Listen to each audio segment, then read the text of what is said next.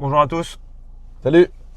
Du coup, on est là pour une première vidéo liée à tout ce qui est installation et mise en place en gros de l'application Rallycall.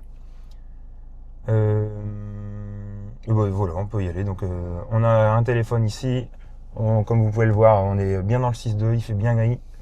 Terre du rallye. Et du coup, on va vous expliquer au travers de plusieurs vidéos comment on va pouvoir utiliser l'application dans le cadre du rallye, comment elle va vous aider à mieux reconnaître et être du coup plus performant à la fin.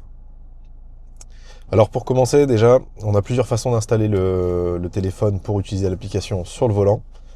Nous, on a un petit support qui est ici, qui permet de facilement décrocher et remettre le téléphone.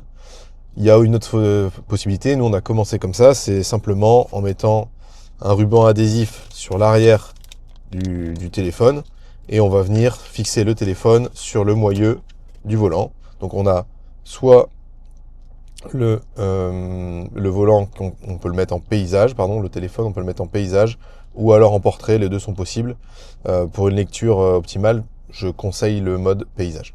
Donc simplement comme ça, avec un bout de scotch, double face, on ouvre l'appli, et forcément, on va arriver en mode portrait, et c'est là où on vient changer le mode de visualisation du compas, donc soit avec un mode portrait ou paysage. Dans la configuration générale, on a un petit bouton tout en haut, et on va passer d'un mode portrait à un mode paysage, simplement comme ça. Alors du coup, ce qui est bien, c'est que, comme Flo disait, c'est qu'on peut vraiment aller dans les deux modes. Soit vous décidez de l'avoir vraiment de manière verticale, et ça marche aussi, l'application va savoir s'adapter. Soit on est sur un mode plutôt paysage. Et là, l'avantage, c'est que tout va s'adapter aussi. Et si on peut regarder tout ce qui va être les menus, les futurs diagrammes qu'on vous présentera, et ben vraiment tout va toujours savoir s'adapter. Donc c'est vraiment à votre bon vouloir. Ayez pas peur de le basculer. Par exemple, s'il n'est pas totalement droit, on va voir là, juste maintenant comment on va pouvoir calibrer les choses. Alors là, justement, pour calibrer, je vais exagérer, je vais amplifier le phénomène. Admettons, vous l'avez mis vraiment de biais parce que vous n'avez pas le choix dans l'encombrement de vos volants, de votre volant. On a un petit bouton en bas à gauche qui s'appelle calibrer. Donc même si on part avec 8 degrés d'écart au départ, une fois qu'on va appuyer sur calibrer, on va revenir à un vrai zéro volant. Donc peu importe, vous pouvez le mettre un peu incliné, un peu de biais, un peu à gauche, à droite. On appuie sur calibrer et tout se met à zéro. Donc c'est vraiment l'étape la plus importante avant d'utiliser l'application. C'est de fixer le volant correctement, de fixer le téléphone sur le volant, pardon, correctement, et d'appuyer sur le bouton calibrer. Alors après, il y a une autre méthode où, alors nous, on vend pas spécialement ces appareils-là. Par contre, on les met à disposition sur le site rallycall.com. Vous pouvez le trouver. Ça se vend sur Amazon, ça se vend sur AliExpress. Vous pouvez le trouver un peu où vous voulez. Et en fait, donc le support permet d'attacher le téléphone directement sur la sangle en fait. Et là, c'est un peu plus simple parce que du coup, forcément, entre deux reconnaissances, il y a juste à enlever et à remettre le téléphone. C'est plus simple que le bout de scotch. Et là, on peut voir donc le calibrage est donc plus bon parce que c'est pas exactement le même que ce que Flo venait de mettre. Et donc là, si tu appuies sur calibrer, on peut remarquer que le réglage se remet à zéro. Donc ça, c'est l'avantage, c'est que on n'est pas contraint à un volant ou à un truc voilà qui nous empêcherait de le mettre correctement. Chaque fois, on repart à zéro et ça marche. Alors une fois qu'on est installé, prêt à les reconnaître, donc on appuie forcément sur démarrer la session. Et l'étape importante de cette application, c'est de pouvoir faire des partiels pour avoir la distance entre chaque virage ou entre chaque chose qu'on veut annoncer sur le cahier de notes. Et donc pour ça, vous allez pouvoir appuyer sur partiel à chaque fois. Ça va déclencher, on voit trip 1, trip 2, trip 3, trip 4, trip 5. Donc là, je l'ai fait à la main, donc ça veut dire que quand je serai en reconnaissance, je vais devoir quitter ma main du volant et aller chercher ce bouton partiel. Donc ça fonctionne très bien, mais c'est pas optimal. Donc on a développé un bouton accessoire, un bouton annexe qui est lié par Bluetooth à l'application. Donc on va vous montrer après comment le régler. Et ce bouton, vous pouvez le mettre où vous voulez. Moi, je conseille de le mettre sur le volant au niveau des touches commande volant, ou alors un peu plus haut ici. Donc ça, c'est en fonction de vos préférences. Et de la même façon, vous allez mettre un petit bout de scotch double face, un petit bout de pâte à fixe, ou alors même on en commence à développer des choses en velcro derrière pour pouvoir le laisser un peu plus permanent sur le volant. Et vous venez mettre votre bouton ici et à chaque appui, vous allez déclencher le trip sans quitter les mains du volant. Ouais, donc là, on va pouvoir peut-être montrer comment on va connecter ce bouton au volant. Pour info, on parlera dans une future vidéo de tout ce qui est système de notation. Là pour l'instant c'est vraiment sur la partie installation, mise en place du téléphone, du bouton. Et on fera une seconde vidéo plus tard sur la partie prise de notes et puis vraiment utilisation de l'application. On vous mettra le lien dans la partie description de la vidéo. Donc alors le bouton, j'expliquais, moi j'aime bien mettre un petit bout de double face parce que c'est facile, c'est pratique, donc on le colle un peu où on veut. Et on va aller dans la configuration générale de nouveau. Et on a un mode pour scanner les boutons Rallycall. Donc on scanne les boutons Rallycall. Forcément, il faut que le Bluetooth soit ouvert. Hein. Ça fonctionne en Bluetooth. Une fois qu'il vous trouve le bouton, vous le sélectionnez, il va s'afficher en vert. Et on appuie sur se connecter. Donc on voit que le statut passe de connecting à connected. Et ensuite, on va pouvoir faire un test d'appui. Donc en appuyant avec mon pouce, on voit bien que le bouton réagit et que l'appli comprend qu'on fait un appui bouton. Et alors pour vous aller jusqu'au bout, pour vous montrer ce que ça fait en vrai, donc on était à trip 5. Maintenant on est à trip 8 avec les essais que j'ai fait. Et puis une fois que j'appuie, on passe au 9, au 10 et ainsi de suite. Alors juste petite parenthèse sur la partie bug potentiel du bouton. Alors surtout vérifiez bien que le bouton a une pile. Ça paraît bête, mais déjà valider qu'à l'intérieur du bouton il y ait bien une pile. Nous on le livre avec, en tout cas. Donc logiquement il est censé arriver chargé et puis avec une bonne mise en place. On peut peut-être montrer la partie pile si tu peux juste l'enlever. Alors pour la pile aussi, bonne info, c'est que le plus est en haut. Donc c'est vrai qu'il n'y a pas de repère particulier pour pouvoir brancher cette pile. Mais donc du coup la pile bouton, on a un plus qui est en haut à bien enclencher dans le bon sens. Alors je vais vous l'enlever pour vous montrer que c'est relativement facile à installer. Peut-être avec une clé. Ouais.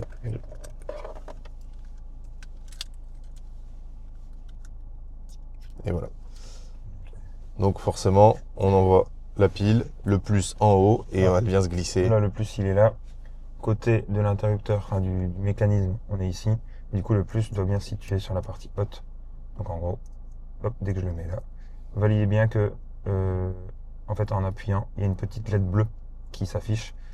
Et après, vous pouvez... Et pour la remise en place, pareil, donc la LED bleue doit être en face de la lumière qui est ici. Et donc quand vous retournez, vous localisez votre LED bleue. Donc ma LED elle est ici. Et en fait on a des petits tétons de centrage. On peut pas, vraiment on peut pas se tromper. Il faut juste prendre le temps de bien la remettre dans les tétons de centrage, qu'elle dépasse pas. Et la méthode pour refermer le boîtier, c'est un quart de tour. Donc une fois que vous êtes en face des ergots, donc il suffit juste de trouver l'entrée et après vous allez hop faire un quart de tour et c'est fini. Une fois que donc le bouton a été mis en place, vérifiez bien donc qu'il y a une pile, que le plus est bien positionné et que la LED bleue s'affiche correctement. Au niveau du téléphone, on va la refaire une dernière fois, mais donc en gros, dans le menu tout en bas, il y a une configuration générale. Vous pouvez scanner les boutons de type Rallycall vont s'afficher. Vous pouvez le sélectionner, se connecter et surtout valider le test d'appli, de voir s'il fonctionne bien. Donc là, on s'est connecté, il est connecté et on voit que le test API fonctionne. Donc voilà pour la partie bouton. Juste pour rappel, hein, c'est un accessoire supplémentaire qui vous permettra de piloter la partie trip partielle. Mais vous pouvez très bien le faire avec le téléphone, ça fonctionne très bien aussi. Donc on a parlé de toute la partie avant démarrage de l'appli, donc les setups. Une fois que c'est mis en route, il reste une troisième évolution que vous pouvez mettre ou non. Là, c'est déjà inclus dans l'appli de base, c'est les notes par la voix. Donc l'application va enregistrer les mètres avec la fonction partielle. Ça va enregistrer l'angle du volant du virage dans lequel vous avez déclenché votre trip. Et ça peut également ajouter les notes par la voix. Donc c'est vrai que dans un rallye, il y a besoin énormément de repères et d'indications.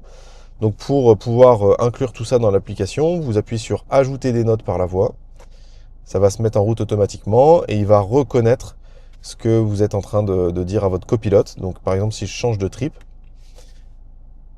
et que j'arrive dans un virage qui est un droite 120 et que la corde, il faut la prendre, et bien alors ajouter les notes par la voix. Et là, directement, il va reconnaître qu'on est en train de parler et on pourrait dire droite 120 corde. Voilà. Donc ça, c'est vraiment pour la partie reconnaissance vocale. Validez bien, donc pareil, dans les autorisations du téléphone, on peut peut-être faire une passe rapide sur ça, mais N'hésitez pas à activer tout ce que l'application vous demande. On vous assure, il n'y a pas de traçabilité de données. Tout reste sur le téléphone. On n'a pas de serveur dans lequel les données vont aller. Tout reste localement au téléphone. Donc, la position GPS est importante parce que sinon on ne peut pas calculer la distance. Donc, n'hésitez pas du coup à valider cette notification. Donc, la position. Pareil pour la voix. Parce que du coup, si on n'accepte pas les autorisations du micro, malheureusement, on ne pourra pas accéder à cette fonctionnalité de reconnaissance par la voix. Pareil pour le Bluetooth, troisièmement, c'est surtout ce qu'on a vu sur la partie bouton. Si les autorisations sont pas validées, le bouton ne pourra jamais être connecté. Si jamais vous avez des problèmes sur les autorisations ou quoi que ce soit, il y a donc dans les réglages, que ce soit Apple ou Android, le fonctionnement est le même. Vous avez toutes vos applications. Évidemment, donc il y a celle liée à Rallycall. Et donc là, validez bien que tout soit actif. Donc la position, le Bluetooth, le micro, la reconnaissance vocale pour les 4 points qu'on vient de mentionner. Et c'est seulement si ces paramètres sont validés que l'application fonctionnera vraiment correctement et où il n'y aura pas de bug du tout, que ce soit pour le bouton, pour la géolocalisation et pour tout le reste. On a fait un peu le chemin des possibles sur tout ce qui est autour de l'installation, calibrage du téléphone, éviter toutes les sources de bugs. Un dernier truc, c'est vrai que ça me fait penser, on a déjà eu quelqu'un qui avait une coque avec du magnétisme ou un genre de truc pour attacher des éléments derrière. Ça peut perturber le compas en fait du téléphone et du coup faire totalement planter donc le téléphone. On ne parle pas là spécialement de l'application, mais faire planter tout le téléphone. Donc faites attention si vous avez des coques ou des éléments magnétiques qui pourraient donc perturber le téléphone et du coup l'application et votre bonne reconnaissance. Donc si vous avez ce type de coque ou ce type d'objet autour de vous, faites attention parce que ça peut vraiment venir perturber les choses. On en a fini pour la partie installation. On vous retrouve dans d'autres vidéos. N'hésitez pas à aller dans le menu en bas de YouTube. On fera une genre de playlist où toutes les vidéos seront mentionnées. Donc voilà, à tout de suite pour d'autres vidéos. Salut. Allez, merci beaucoup.